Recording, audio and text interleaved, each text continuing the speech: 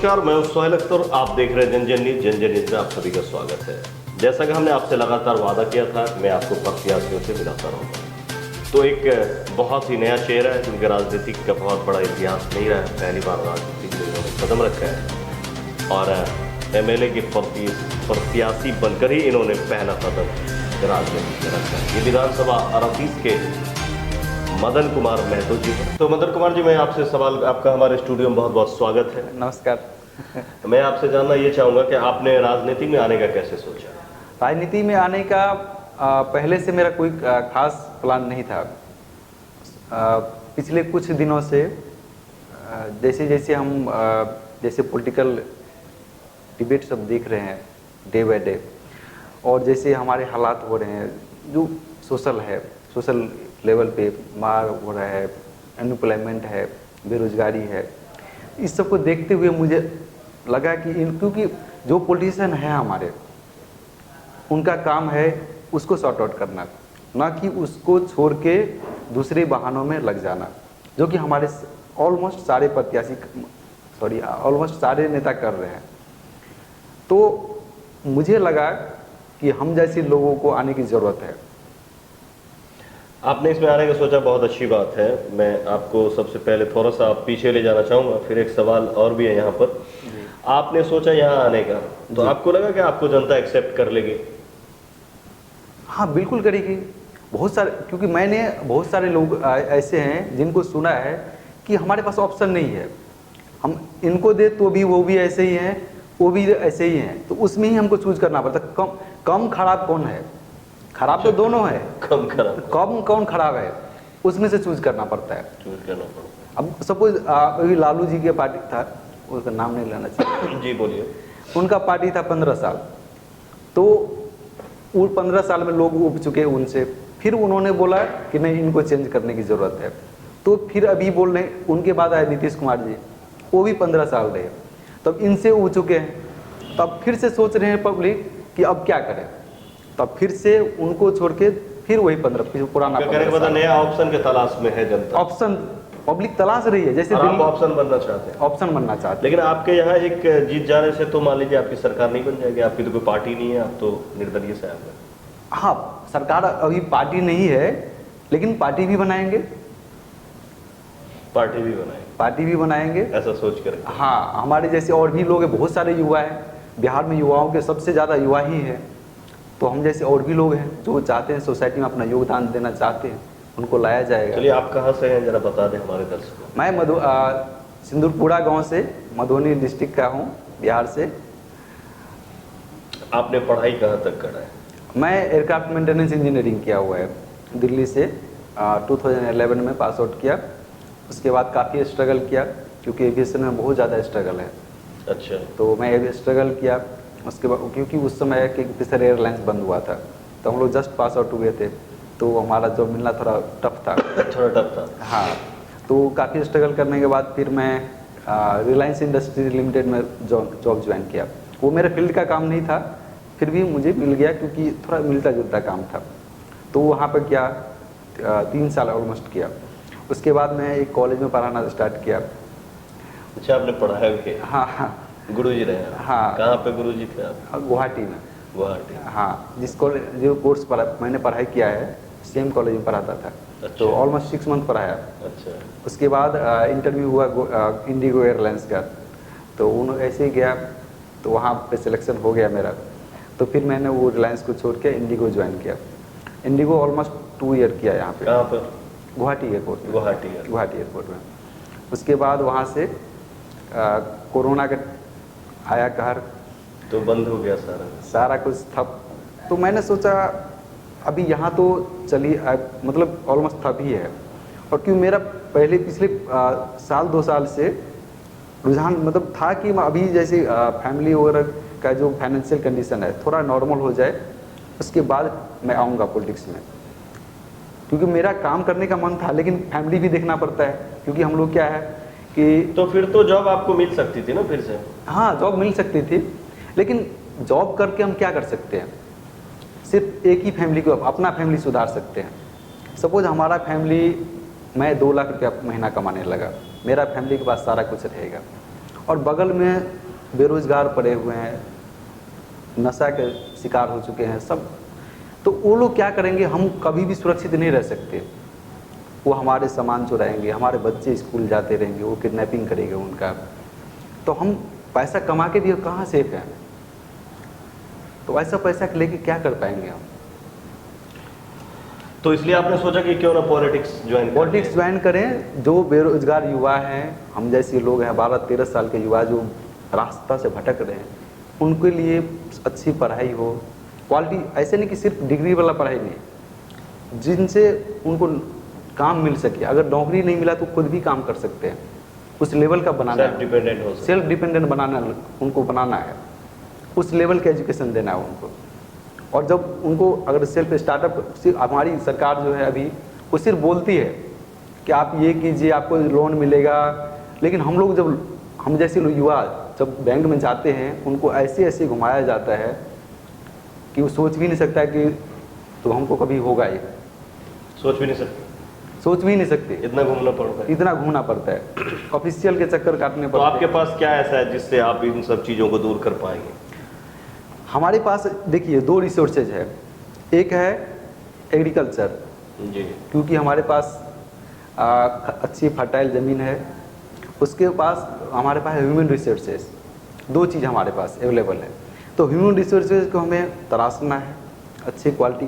जैसे हमारी सरकार बोलती है कि हमारा पॉपुलेशन ही हमारी प्रॉब्लम है, लेकिन अगर अच्छा तरह से उसको ढांचा में ढाला जाए तो वही प्रॉब्लम हमारी पावर बन सकती है। मैन पावर को आप चाहते हैं कि जितने मैंने उसको पावर बनाए, उसको अच्छे पॉपुलेशन को पावर में डेवलप किया जाए, उसको अच्छे से अगर हम तराश के अगर यूज करें उनको, तो हमारा पावर बन। चाइना को देखिए, उनके पास तो हमसे ज़्यादा पॉपुलेशन है, लेकिन उन्होंने क्या किया, अपने पॉपुलेशन को यूज किया। और हम क्या करते हैं, पॉपुलेशन को बेवजह की चीज़ों में उलझाते हैं आपस में। उसको हमें एलिमिनेट करना है और उनको यूज करना है। अभी हमें बोल रहे हैं कि चाइना के प्रोडक्ट बंद करना है, ठीक है कर दिया हमने, लेकिन हमारे पास तो ज़रूरत है सामान की, वो कहाँ से आएगा? तो हमारे लोग अनएम्प्लॉयड हैं, उनको इस लायक बनाएंगे कि वो खुद ही ऐसा प्रोडक्ट बनाए कि हमारा भी काम आए, और हमारे नेबरिंग कंट्री जो है, जो चाइना से प्रोडक्ट खरीदते हैं, वो हमारा सामान यूज़ करेगा, हमारे पास पैसे आएंगे, रोजगार होगा, कोई समस्या नहीं होगी। इसके लिए तो फिर आपको नेशनल में जाना पड़ेगा जी, कि इसके लिए तो आपको नेशनल में जाना पड़ेगा जी। यहाँ से स्टार्ट करेंगे, फिर पब्लिक चाहेगी तो हम जाएंगे वहाँ पे, उनके लिए काम करेंगे। तो अभी जो आप वोट के लिए फील्ड में भी जाते होंगे, तो किस तरह का रिस्पॉन्स मिल रहा है? अच्छा, पब्लिक ऐसा, सब लोग ऐसा मैंने देखा है कि किसी को भी पसंद नहीं कर रहे हैं वो, लेकिन उनके पास ऑप्शन नहीं है। बोले जो भी नया चेहरा तो बहुत है। हाँ, नया चेहरा भी बहुत है, नया चेहरा भी तो बहुत है, ठीक है। तो अब पब्लिक की मर्जी है, किनको जिताना चाहते हो। तो गंगोत्री जी भी एक चेहरा है, हाँ, भी एक चेहरा है, वो भी है, आप भी एक चेहरा है। हाँ, ऐसे और भी कई चेहरा और भी हैं, क्योंकि 18 लोग खड़े हैं, उसमें से हाँ, 10 तो ऐसे होंगे जो नए हैं, पहली बार आए हैं और पॉलिटिक्स का कुछ आइडिया भी नहीं है, फिर भी करना चाहते हैं।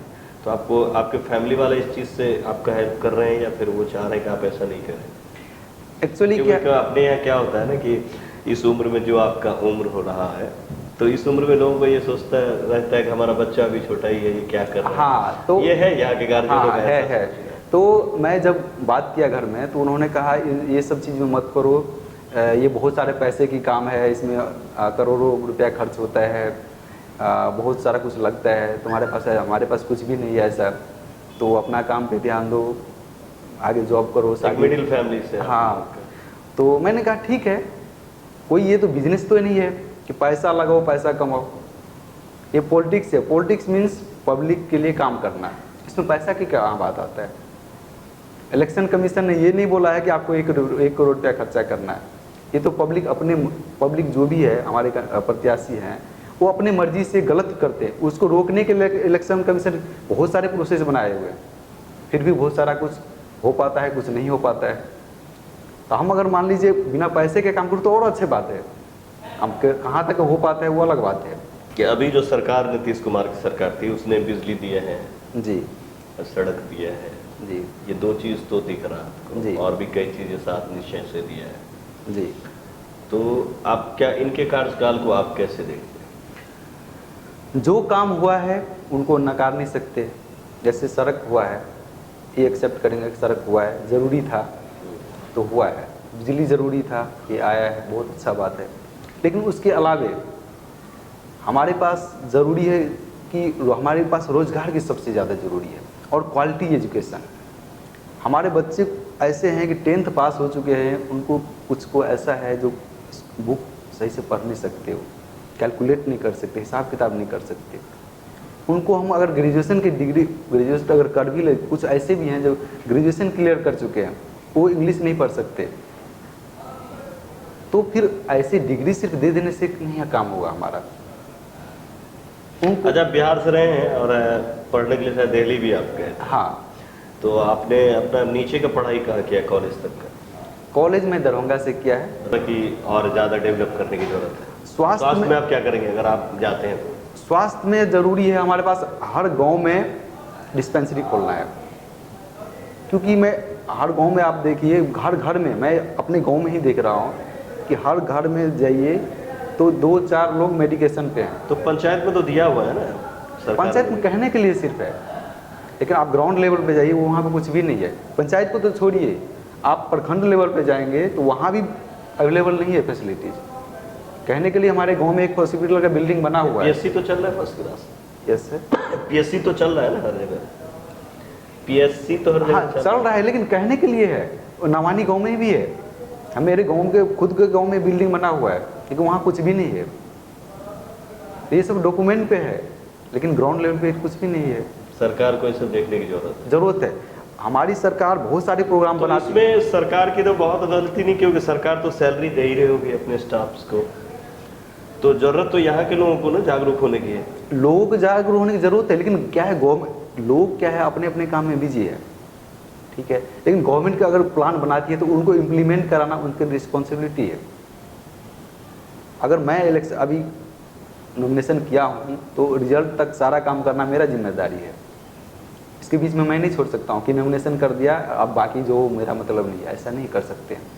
पर आप जो एक फील्ड में बीच में गए थे, पढ़ाने वाले फील्ड में, हाँ, तो आपको नहीं लगता कि अगर उस किसी इंस्टीट्यूट में आप ज़्यादा दिन देते तो आप ज़्यादा अच्छे इंसान बना सकते थे? क्योंकि आप में काफ़ी क्वालिटी है, पढ़े लिखे भी। हाँ, एक्चुअली क्या है, एयरक्राफ्ट मेंटेनेंस इंजीनियरिंग क्या है, उसमें हमारे पास जॉब की बहुत कमी है। तो जो जितने सारे कॉलेज अभी हैं उनसे भी उनको चलाने की, उतना ज़्यादा चलाने की ज़रूरत नहीं है, क्योंकि एविएशन बहुत बड़ा ग्रोथ नहीं, उस लेवल पर ग्रोथ नहीं कर पाया है। तो हमारे ऑलमोस्ट 30-40 कॉलेज अभी भी हैं। तो उससे जो स्टूडेंट निकलते हैं हर साल, उनको जॉब नहीं मिल पाती है। जिस तरह से मुझे 3-4 साल स्ट्रगल करना पड़ा था, ऐसे भी सपोज AME कोर्स नहीं करते हैं, कुछ और पढ़ाई करते हैं, क्योंकि ज़्यादातर ऐसे स्टूडेंट हैं हमारे पास जिनको जॉब, पढ़ाई ख़त्म करने के बाद जॉब चाहिए। नहीं, आपको नहीं लगता कि आप विधायक से बढ़िया एक टीचर हैं? अगर आप किसी भी फील्ड में जाकर अगर पढ़ाई करावें तो बच्चों को अच्छा शिक्षा दे सकते हैं और अच्छी ज़िंदगी जीने की सलाह दे सकते हैं। सलाह दे सकते हैं, अभी भी देंगे। अभी भी हमारे जो गांव में जानने वाले लड़के हैं वो आते हैं, उनको मैं सलाह देता हूँ, ये करो, वैसे करो, और करते भी हैं।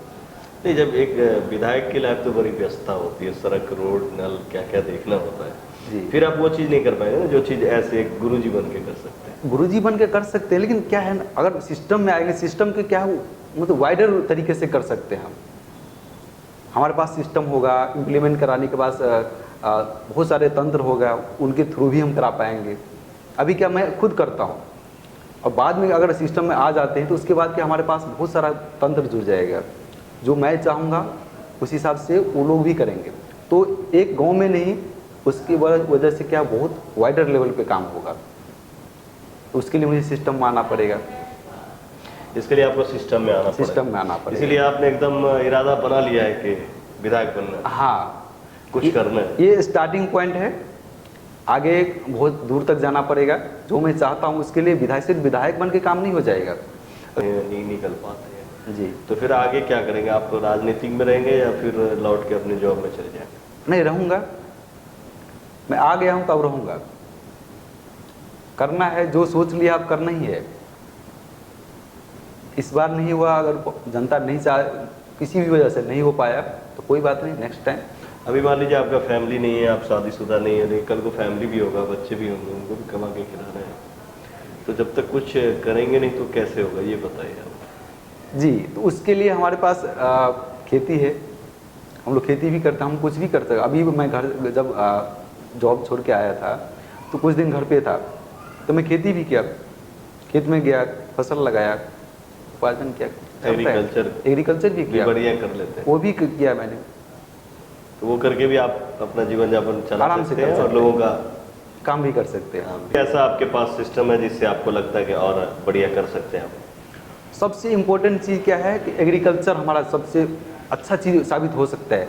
तो उसके लिए क्या है, जैसे हमारा देखिए अभी मई जून के टाइम में हमारे पास सब्जी क्या होता है, बहुत ज़्यादा हो जाता है, क्योंकि फेवरेबल टेम्परेचर होता है, टेम्परेचर सब कुछ अच्छा होता है। तो हमारे किसान क्या करते हैं, जैसे हम लोग भी हैं, किसान ही हैं, तो वो लोग क्या करते हैं, खेत में ही सब कुछ छोड़ देते हैं। टमाटर ऐसा 2 रुपया केजी हो जाता है, पत्ता गोभी 1 रुपया किलो हो जाता है, वो काट कर ले जाने के मतलब हिम्मत नहीं होता उनमें, छोड़ देता है खेत में। अच्छा, उस समय क्या ज़रूरत है, प्रोसेसिंग की, हमें प्रोसेसिंग प्लांट लगाना है। सपोज टमाटर है, उस समय ज़्यादा उपज होता है, हम और ज़्यादा लगाएंगे, उसको प्रोसेसिंग प्लांट लगाएंगे। केचप जैसे होता है, टमाटो सॉस होता है, वो बनाएंगे, बाहर एक्सपोर्ट करेंगे, दिल्ली है चाहे पटना है, ऐसे जगह पे, चाहे उस अच्छी एक्सपोर्ट क्वालिटी का बनाएंगे, बाहर एक्सपोर्ट कर सकते हैं, उससे हमारे पास पैसा। या फिर कोल्ड स्टोरेज बना दिया जाए ज़्यादा से ज़्यादा, ताकि उसको स्टोर करके रखा जाए और फिर से वक्त आने पे बेचा जा सके। हाँ, कोल्ड स्टोरेज, सही बाजार में उसको पहुँचाया जी, जा सके। कोल्ड स्टोरेज की ज़रूरत है। उसके बाद प्रोसेसिंग से क्या होगा, हमारा मार्केट और भी बढ़ जाएगा। कोल्ड स्टोरेज होने से क्या होगा, हमारा स्टेट में बिक पाएगा। पूरा प्लान आप लेके आए हैं। हाँ। अच्छा, एक बात बताइए, आपके सामने बहुत बड़े बड़े प्रत्याशी हैं, कद्दावर प्रत्याशी है, तो कुछ घबराहट भी होती है आपको, या क्या आपको कैसा स्टेमिना के साथ काम कर, कैसा फील क्या हो रहा है आपको? मैं कभी डरता नहीं हूँ, मैं बचपन से ही मेरे नहीं, इसमें डराया तो जाता भी नहीं है, मतलब हाँ, एक हाँ। मन में होता है ना कि इतने बड़े बड़े लोग खड़े हैं, फिर मैं भी हूँ, ऐसा कुछ नहीं, तो उसके लिए मुझे डर नहीं लगता कभी। मैं बचपन से ऐसा रहा हूँ। जब 10th क्लास में गया तो मेरे क्या अपने यहाँ ऐसा होता, एडवांस मैथ होता था, तो मैं 9th तक बहुत ज़्यादा पढ़ने में इंटरेस्ट नहीं लेता था। 10th में गया तो हमारे टीचर बोलते थे कि इसमें से एडवांस कौन कौन पढ़ेगा, तो मैं भी 6-7 लोग थे, उसमें से मैं भी हाथ खड़ा कर दिया। तो हमारे जो हेडमास्टर थे उनको ऐसा लगा कि ये तो पढ़ने लिखने में इंटरेस्ट नहीं लगता है, कभी लिया नहीं, तो ये कैसे एडवांस पढ़ेगा, एक तो एक मैं से इसका काम नहीं होगा, ये दूसरा कैसे कर लेगा ये। लेकिन फिर भी मैंने मेहनत किया, टफ था मेरे लिए, क्योंकि जब एडवांस मैथ इतना टफ होता, लेकिन फिर भी मैं बोला टफ है तो मैं करूँगा, मुझे जो भी करना पड़ेगा मैं करूँगा। और मैंने एडवांस मैथ भी किया और जनरल मैथ भी किया, और मेरा स्कूल में सबसे ज़्यादा मार्क्स मैथ में और एडवांस मेरा ही था। तो टफ चीज़ें हमेशा मुझे पसंद होता है। आपको टफ चीज़ पसंद करता है? टफ चीज़। उसके बाद आया डिसीजन, मैथ इंजीनियरिंग में जाना है, मेडिकल तो नहीं था मेरे पास, इंजीनियरिंग में जाना है या कॉमर्स पढ़ना है या आर्ट्स पढ़ना है। मेरे पिताजी बोले कि तुम आर्ट्स पढ़ाई करो, IAS बनना, या फिर तुम्हारे दोस्त लोग कॉमर्स पढ़ता है, चार्टर्ड अकाउंटेंट की तैयारी करना, CA के लिए। बोला मुझे नहीं करना है। मैंने सबसे पता किया कि सबसे टफ क्या होता है, तो बोला मैथ और साइंस, मैथ लेके साइंस से पढ़ना। तो मैं बोला मैथ ही से पढ़ूंगा और साइंस ही पढ़ूंगा, क्योंकि टफ है तो मैं वही काम करूंगा जो भी हो। तो मैंने हमेशा टफ चीज़ चुना है। टफ ही चुनते हैं, टफ। इसीलिए आपको थोड़ा भी वो नहीं होता। हाँ, मुझे कोई घबराहट नहीं होती, जो करना होगा करेंगे हम, जो करना होगा करेंगे। हाँ, रिजल्ट जो भी हो मुझे परवाह नहीं है। गाँव वालों का कैसा सपोर्ट मिल रहा है? गाँव वाला पूरा सपोर्ट है, पूरा support। पूरा सपोर्ट है, तुम करो, हम लोग साथ हैं। बाकी बाहर भी तुम देखो, हम लोग भी हैं, जो हमारे रिश्ते जानने वाले हैं उनको भी मैं भी बोलता हूँ, तो सपोर्ट है पूरा, सारा सपोर्ट। सब सपोर्ट। आज हमारे साथ थे ये 38 के प्रत्याशी, ये मदन कुमार महतो जी हैं। ये इंजीनियर है, बेहतर इंजीनियरों में से एक हैं, और इन्होंने सारी बात बताई, गुरुजी का भी इन्होंने काम किया है, खट्टी मीठी हर तरह के सवाल हमने किया, और बड़ी आसानी से लचकते हुए अंदाज में इन्होंने बिल्कुल ही शराफत से हर सवाल का जो है जवाब देते आए। बेहतरीन जवाब के साथ इन्होंने सेटिस्फाइड किया। और एक बहुत अच्छी चीज़ लगी कि हर एक सूबे पे इनका जो है वो पकड़ है, और हर एक सूबे पे नज़र है। जितनी भी चीज़ें हमारे समाज में मतलब हमारे समाज में जितनी भी चीज़ों की आवश्यकता है, हमारे युवाओं को जिसकी आवश्यकता है, वो हर एक चीज़ पे इनकी नज़र दिखी है और इनके पास हर चीज़ के लिए एक प्लान है। ऐसे युवाओं को राजनीतिक बनाने के लिए आवश्यकता थी, आना भी चाहिए। और ये चाणक्य की नीति भी कहती है कि आप अगर ये कहते हैं कि राजनीतिक बुरी चीज़ है तो अच्छे लोग अगर राजनीतिक में नहीं आएंगे तो उसमें बुरे लोग ही रह जाएंगे। इसीलिए अच्छे लोगों का भी आना जरूरी है। और जो लोग उसमें हैं, ऐसा नहीं कि वो बुरे लोग हैं, वो भी अच्छे ही लोग हैं तब चुन के जाते हैं। खैर ये क्या होता है इनकी किस्मत का, वो तो फैसला जनता करेगी। फिलहाल हमने इनसे मुलाकात कराया, फिर बहुत जल्द आपको ऐसे ही किसी और प्रत्याशी से मुलाकात कराएंगे।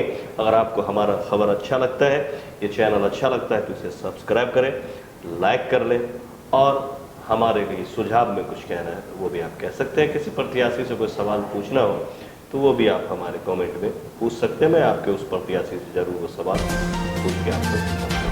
तो मुझे दीजिए इजाज़त, अपने पूरे टीम के साथ मैं इजाज़त चाहता हूँ, कैमरामैन हरिओम के साथ और ये पूरी टीम के साथ फिर से मिलते हैं आपको अगले खबर में। बहुत